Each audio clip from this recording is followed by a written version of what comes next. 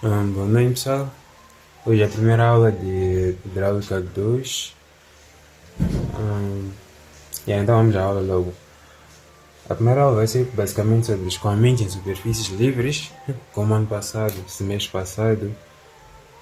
Em Hidráulica 1 falamos sobre escoamentos, sobre pressão, basicamente são aqueles escoamentos que ocorrem em tubos, ou seja, tubos cheios. Vocês viram, né? Em que todos os tubos estão cheios de água e escoam água por pressão. E tínhamos que lá a pressão era diferente de zero e tudo mais. Então, aqui basicamente escoamentos em superfície livre, né? Numa primeira parte, veremos mais ou menos qual é a diferença entre escoamento em superfície livre e sob pressão, que é que nós vimos antes. Algumas variações, ou seja, tipos, classificação de escoamento em superfície livre. Não vou explorar muito isso porque não é muito importante, mas veremos. E também veremos alguns tipos de canais e acho que é mais importante a reter nessa aula que são os elementos geométricos. Como o próprio nome diz, o escoamento ocorre com a superfície do líquido em questão sendo livre, ou seja, em contato com a atmosfera. Enquanto que antes a água e tudo mais estava dentro de um tubo e era em pressão. No semestre anterior vimos que o escoamento em pressão ocorre em tubulações com a superfície totalmente preenchida. Podemos apontar algumas diferenças entre os dois escoamentos, né? Aqui tem algumas ilustrações. Essa aqui basicamente será um escoamento sobre pressão, que basicamente isso aqui será a conduta, ou seja, o tubo que está totalmente cheio, a água vai até aqui, né? E o que ocorre neste escoamento? A pressão dentro do tubo, no líquido, é maior que a pressão atmosférica. Por isso, quando nós colocamos estes dois pisômetros, o que são pisômetros que vimos no semestre passado? Pisômetros basicamente são dispositivos que nós usamos para medir a pressão. Como é que se mede a pressão? Se vocês lembram, é só colocar o pisômetro no tal tubo e o líquido vai subir de acordo com a pressão que ele tem dentro daquele tubo. Então, nesse caso, colocou esses dois pisômetros. Então, o líquido aqui subiu até aqui, aqui o líquido subiu até aqui. Ou seja, tem uma certa pressão maior que a atmosférica. Se a pressão fosse igual à pressão atmosférica, o líquido não ia subir aqui. Então, basicamente é isso. Aqui o líquido enche totalmente a conduta. A pressão é diferente da pressão atmosférica. Agora veremos mais ou menos o escoamento em superfície livre. Continuando, essa aqui será mais ou menos uma ilustração do escoamento em superfície livre. Aqui, essa parte mais carregada, né, seria a base do canal, né? Essa linha menos carregada é a linha do líquido, né? Representa a superfície do líquido. Ou seja, aqui em cima não tem nada que fecha essa superfície. Ou seja, a superfície está livre, logo está em contato com a atmosfera. Está em contato com a atmosfera quer dizer o quê? Que logo aqui a pressão é zero. Ou seja, a linha pisométrica era o quê? Relembrando, linha pisométrica é aquela linha que descreve a pressão em cada ponto. Ou seja, a pressão neste ponto que nesse caso é zero, vai estar aqui mesmo, linha pisométrica. Ou seja, aqui não temos pressão diferente da pressão atmosférica, né? A pressão na superfície do líquido é atmosférica, como é óbvio. Vamos ver alguns tipos de escoamento. Isso vocês vão explorar mais nas fichas, né? Eu vou explicar mais por cima, assim. Tipos de escoamento em superfícies livres. Quanto ao tempo, né? A variação quanto ao tempo pode ser variável ou de regime permanente. Quer dizer o que é isso? Quando é variável, quer dizer o que? Imaginemos que temos um rio, né? O regime, quando é variável, quer dizer que numa certa época a água vai estar baixa, por exemplo, o rio Save, né? Às vezes a passa dali e encontra que não tem água ou tem pouca água, e às vezes você encontra que a água está muito alta, né? Quer dizer que o regime daquele rio é variável. Tem outro nome, mas esqueci o nome, mas enfim, é um regime variável. E permanente basicamente é aquele que não varia com o tempo, né? Que só fica numa certa altura. E também pode ser classificado quanto ao espaço, ou seja, ao longo do seu trajeto, que é o quê? Uniforme. O que aconteceu aqui? Enfim, acho que estão a ver ainda. Que é uniforme. Quando que? Quando o seu trajeto não varia, ou seja, ele continua na mesma altura em todos os pontos da vala, né? Ou do canal. E variado quando o comportamento da água, por exemplo, aqui, né? Varia. Nesse caso, isso seria uniforme, porque não varia.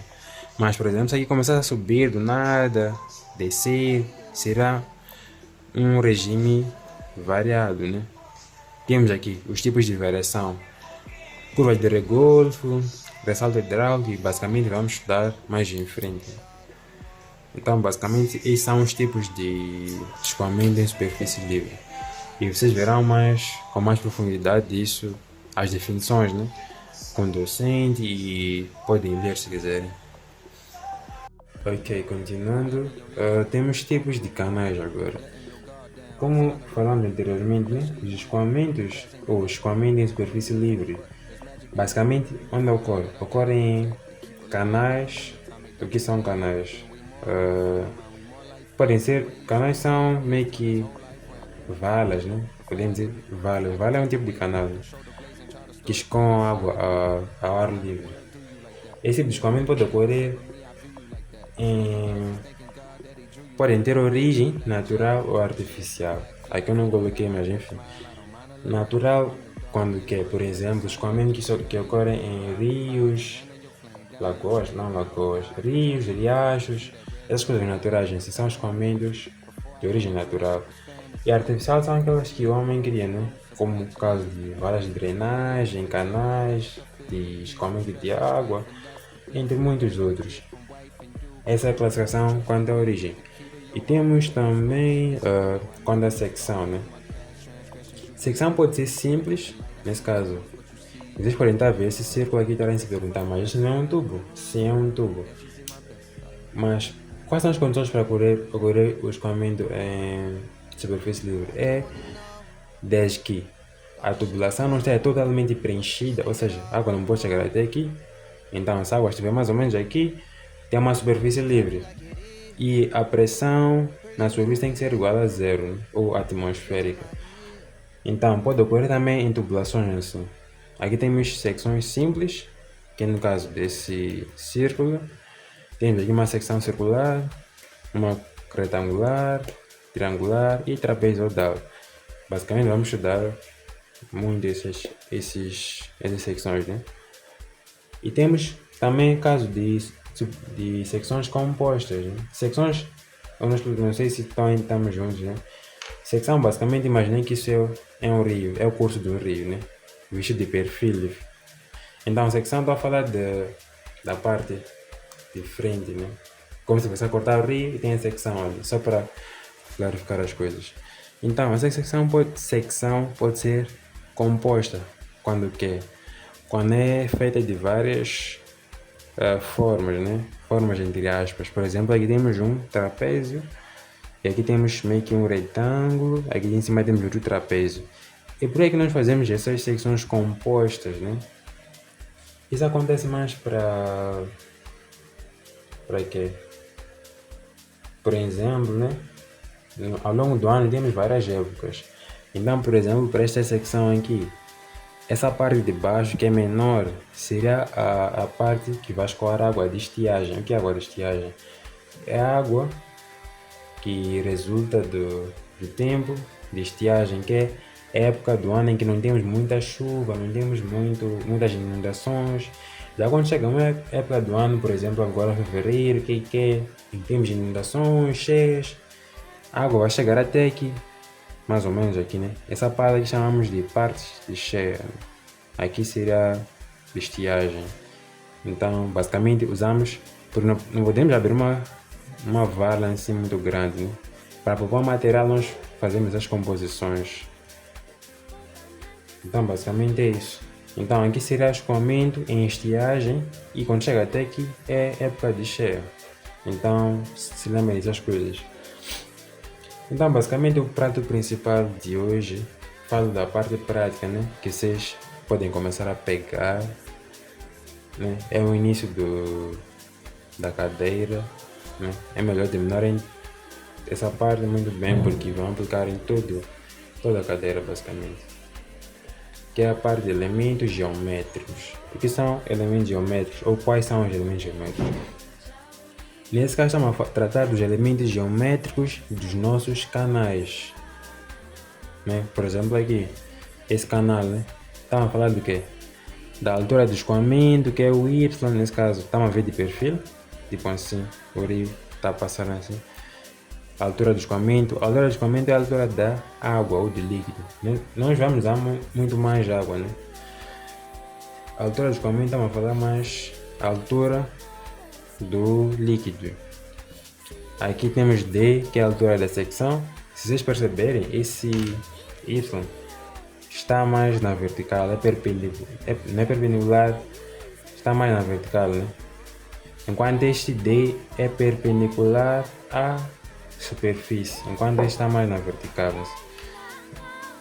Então, temos a altura do líquido, a altura da secção, líquido.